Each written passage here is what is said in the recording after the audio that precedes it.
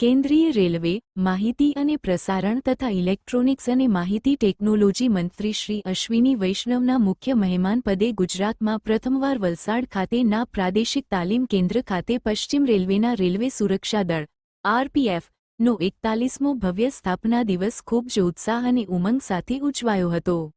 આ પ્રસંગે કેન્દ્રીય રેલવે મંત્રી શ્રી અશ્વિની વૈષ્ણવે પોતાના પ્રારંભિક ઉદ્બોધનમાં જનજનની સેવા કરવાની ભાવના વડાપ્રધાન શ્રી નરેન્દ્રભાઈ મોદી પાસેથી મળી હોવાનું જણાવી કહ્યું કે આજે આરપીએફની સ્થાપનાની ઉજવણીનો ખૂબ જ ખુશીનો દિવસ છે।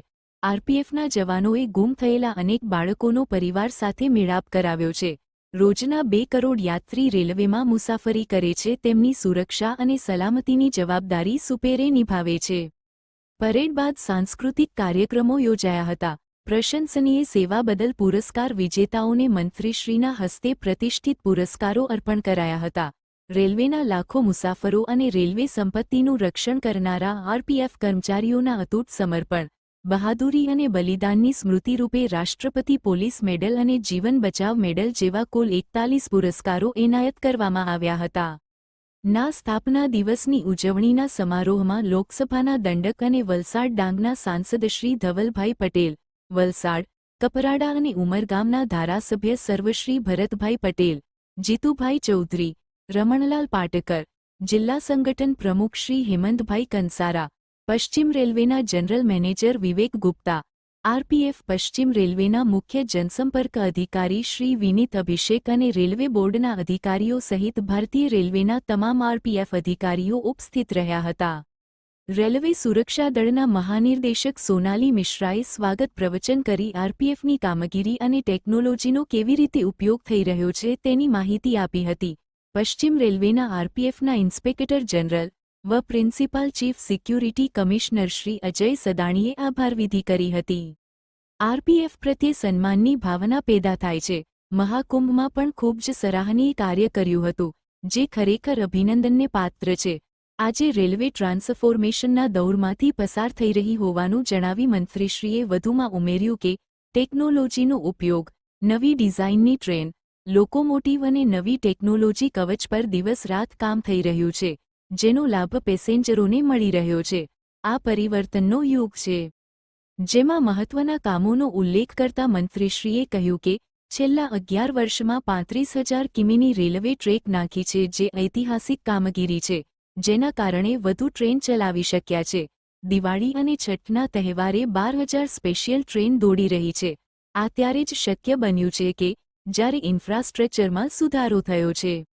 આવનારા સમયને ધ્યાનમાં રાખી નવી પદ્ધતિથી 1300 સ્ટેશનનું પુનઃનિર્માણ કરી રહ્યા છે, જેમાંથી 110 સ્ટેશનનું લોકાર્પણ કરી દીધું છે।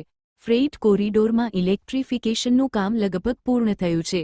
અંદાજે 60,000 કિલોમીટર આસપાસનું ઇલેક્ટ્રિફિકેશન થયું છે, જે વિશ્વના દેશો માટે આશ્ચર્યચકિત કામગીરી છે। સમૃદ્ધ દેશો પણ આટલી સ્પીડમાં કામ કરી શક્યા નથી। બુલેટ ટ્રેનનું કામ તેજીથી ચાલી રહ્યું હોવાનું મંત્રીશ્રીએ જણાવી વધુમાં કહ્યું કે પ્રથમ સેક્શનમાં બુલેટ ટ્રેન સુરતથી બિલીમોરા વચ્ચે ચાલુ થશે। આજે 150 વંદે ભારત, અમૃત ભારતની 30 સર્વિસ, નમો ભારતની પ્રથમ 2 સેવા ચાલુ કરી માસ પ્રોડક્શન ચાલુ થશે। નવી જનરેશનના કોચ બની રહ્યા છે। દર વર્ષે નવા કોચ પ્રોડક્શન થઈ રહ્યા છે। તાજેતરમાં જ 3,500 જનરલ કોચ ટ્રેનમાં જોડી દીધા છે અને વધુ 7,000 જનરલ કોચનું પ્રોડક્શન ચાલી રહ્યું છે।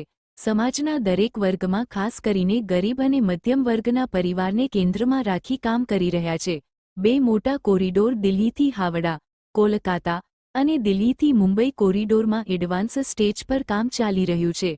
આરપીએફનું આધુનિકરણ અંગે મંત્રીશ્રીએ કહ્યું કે આજના ઝડપી સમયમાં ટેકનોલોજીનો વધુમાં વધુ ઉપયોગ થઈ રહ્યો છે। આરપીએફના જવાનોને વીએચએફ સેટ અપાશે, જેનાથી ફાયદો થશે। ડેટાબેઝ એપ્લિકેશન માટે રૂ.14 કરોડ મંજૂર કર્યા છે। ટ્રેનિંગ સેન્ટરમાં એડવાન્સ ડિજિટલ અને ડ્રોનની ટ્રેનિંગ માટે રૂ.21 કરોડના ખર્ચે દરેક જગ્યાએ લેબોરેટરીની સ્થાપના કરાશે। AI, CCTV camera, digital locking system, digital tracing અને ટ્રેકિંગ સિસ્ટમની દિશામાં કામ કરવા માટે મંત્રીશ્રીએ પ્રોત્સાહન આપી નવા રચનાત્મક કાર્યો કરવા માટે પ્રેરણા આપી હતી। આરપીએફમાં ખાલી જગ્યા ભરવા મુદ્દે મંત્રીશ્રીએ જણાવ્યું કે ગત વર્ષે 452 સબ ઇન્સ્પેક્ટરોની ભરતી થઈ અને હવે 4208 કોન્સ્ટેબલોની ભરતી પ્રક્રિયા પૂર્ણ થઈ ચૂકી છે. પહેલા 4-5 વર્ષે ભરતી થતી હતી, પરંતુ હવે દર વર્ષે સ્ટાફ સિલેક્શન કમિશન દ્વારા ભરતી કરાશે, જેનાથી ફોર્સનું મેનેજમેન્ટ વધુ સુદૃઢ બનશે. જે પણ વચનો આપ્યા છે તે તમામ પૂર્ણ કરાશે. પ્રધાનમંત્રીશ્રીનો સંકલ્પ છે કે ગરીબ, મધ્યમ વર્ગ, યુવાનો, ખેડૂતો, નોકરિયાતો અને મજદૂરોની સેવા કરવાનો, જે લક્ષ્યને પૂર્ણ કરવા દિવસ રાત મહેનત કરી રહ્યા છે. આરપીએફના મેદાન પર જનમેદની સામેથી railway protection special force RPSF platoon, RPF મહિલા platoon, commando platoon, dog squad, Segway platoon અને આરપીએફ બેન્ડના જવાનોએ શિસ્તબદ્ધ શાનદાર પરેડ રજૂ કરી હતી, જેને નિહાળી સૌએ ગર્વભેર સલામી આપી હતી.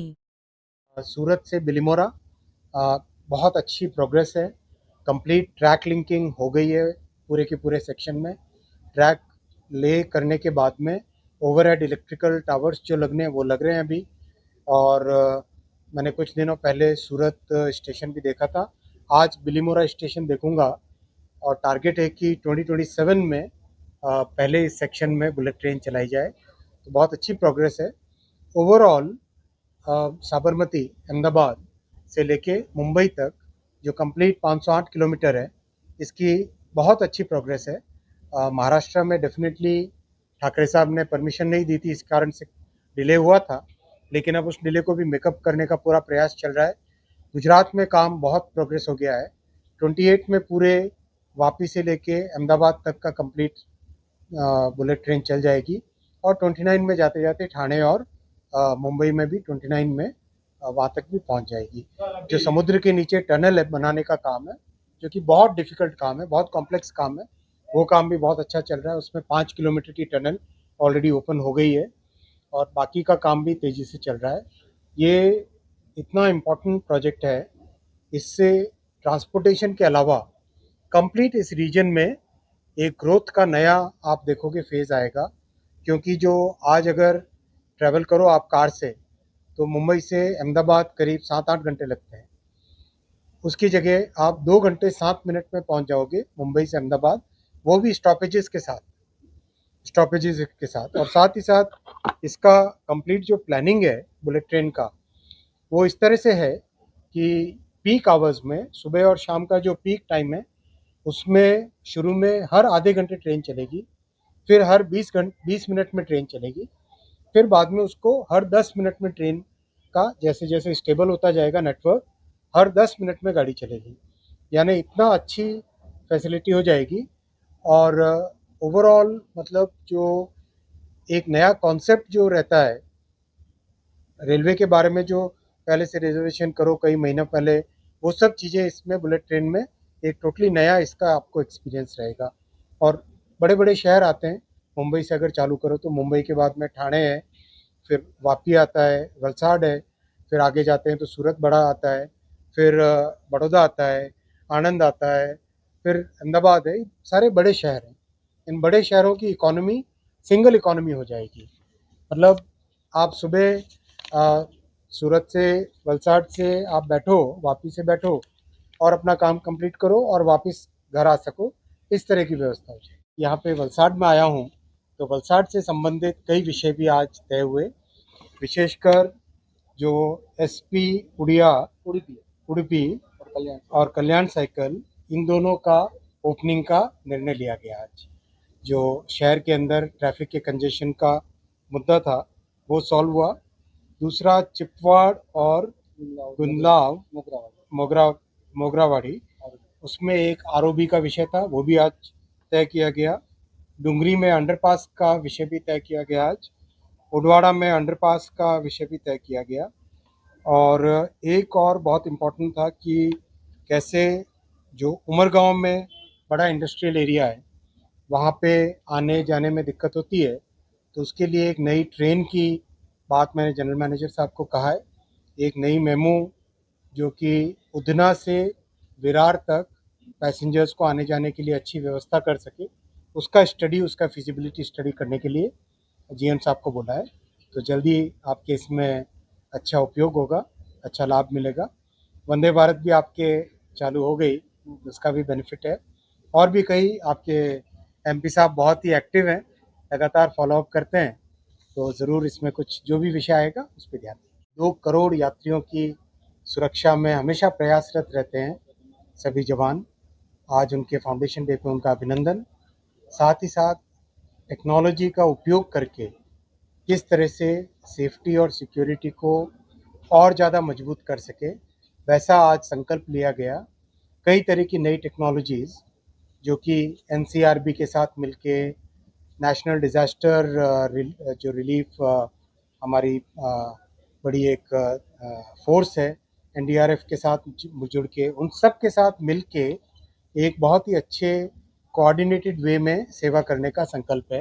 देखिए, वो एक ऐसा युग था जिसमें लालू जी और उनके परिवार के सभी सदस्य, मतलब इस हद तक करप्शन का लेवल था कि नौजवानों को रोजगार देने के समय उनकी ज़मीनें लूट ली जाती थी। बड़ा अनफॉर्चुनेट इस तरह का उनका व्यवहार था, लेकिन न्याय ने अपना काम किया है।